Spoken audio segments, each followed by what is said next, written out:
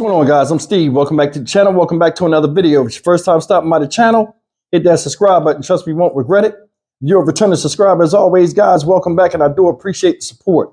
Guys, I'm going to talk about something that is going on out there in New York right now. Shout out NY, you know what I'm saying? And it's about people that were protesting and talking about the situation, their dissatisfaction with the New York Police Department and the way they handled the case of one Rozario, 19-year-old young man. March 27th this year, he was shot in his home by police after having some type of mental breakdown. Now, I've looked at this video. There are two different body cam videos that I have in the description box below from both officers that were on scene that shot this guy. Now, a lot of people are making a big thing out of it, which loss of life is a big thing. Let's not discredit that. But this situation right here is up in the air with what side of the fence you on and who you think was right and who you think was wrong. I'll give you my account after we come back off of showing you this news article. Take a look at this, and then we'll come back and do what we do. But first, calls for justice. A 19-year-old man is shot and killed following a confrontation with police. Why the family is now taking action against the NYPD. We are glad you're with us. Now at 7, I'm David Ushery. That man's loved ones expressed their outrage at City Hall today, saying he suffered from mental health issues, and they claim responding officers escalated the situation. News 4's Gilma Avalos shows us how the 3-minute encounter turned to tragedy. On the steps of City Hall, calls for justice. Win should be here today. Win should be alive. On March 27th, police shot and killed 19-year-old Win Rozario in his home following a 911 call regarding someone in mental distress. Win wasn't just my brother, he was my friend and someone that I could talk to and a role model. Rosario's 17-year-old brother Ucho and their mother were inside the home. These past 22 days has been hell for us. Police at the time said they had to shoot when Rozario charged at them with scissors. We had a quick response by police officers, and that quickly escalated into a chaotic situation where our officers had to defend ourselves. The New York State Attorney General's office just released police body camera video of the encounter as part of an investigation into Rosario's death. He's having an episode. You can see officers arrive at the home in Ozone, Queens. Ucho is at the door. He don't even know what he's doing, to be honest. Officer Salvatore Alonghi and Matthew Cianfrocco walk up to the second floor. Anybody else in the house? No. The body cam video shows Rozario grab something from a drawer, a pair of scissors, and walk towards the officers. Officers deploy their tasers. As his mother tries to remove the scissors from Rosario's hands, his 17-year-old brother can be heard.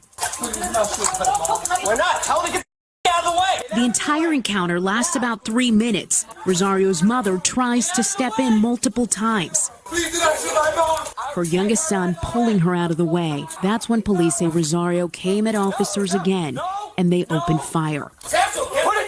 We froze the video just before the gunshots were fired. The family and their supporters say police escalated the situation.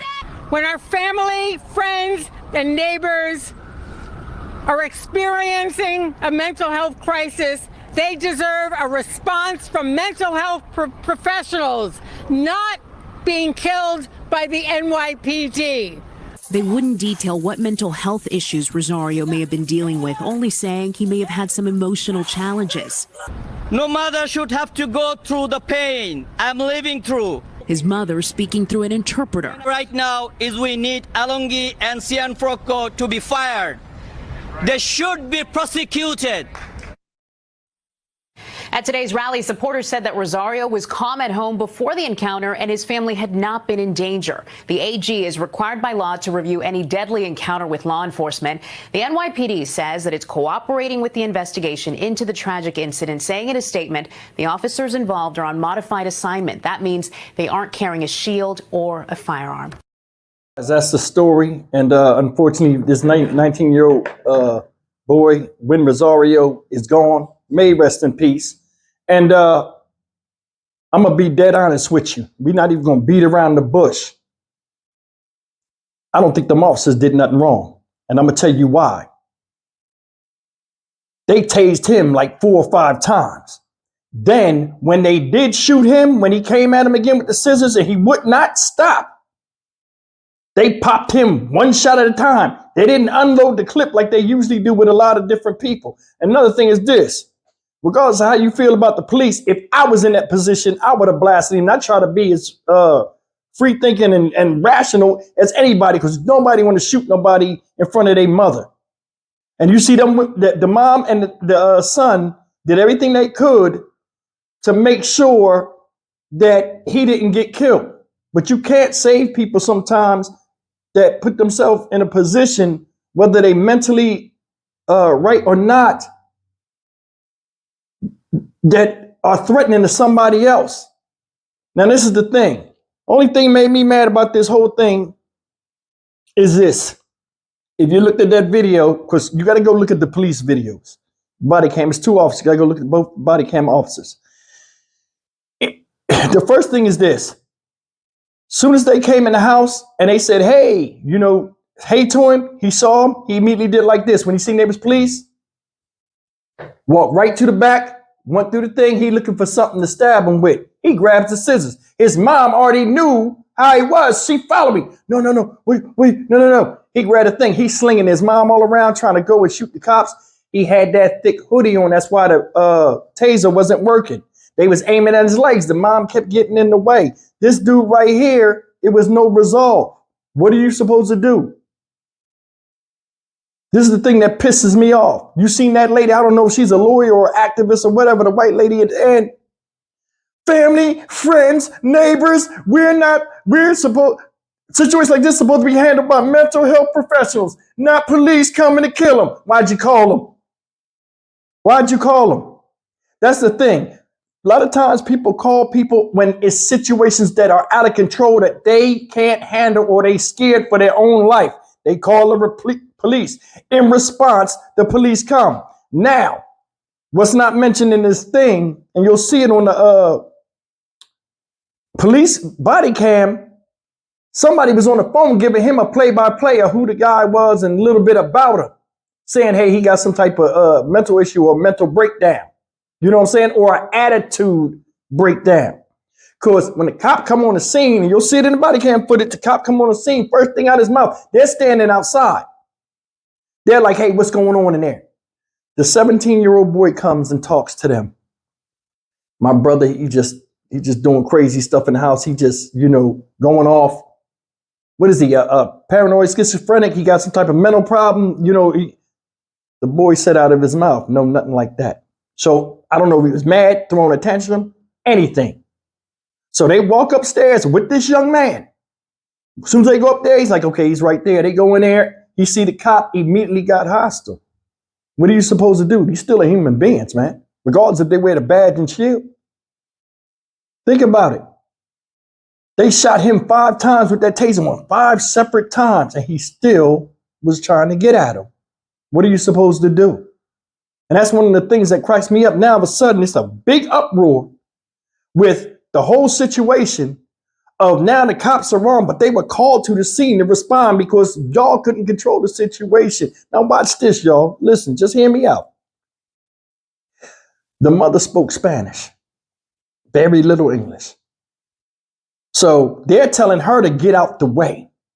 She all in the way and all of this stuff. My opinion, she got her son smashed. She did. She was all in the way. Then the brother, you got to look at the body cam footage. The brother like, don't shoot my mom. Don't shoot my mom. He ain't say nothing about the brother. Please don't shoot my mom. He grabbing his mom. Mom, I'm sorry. He tried to pull her off.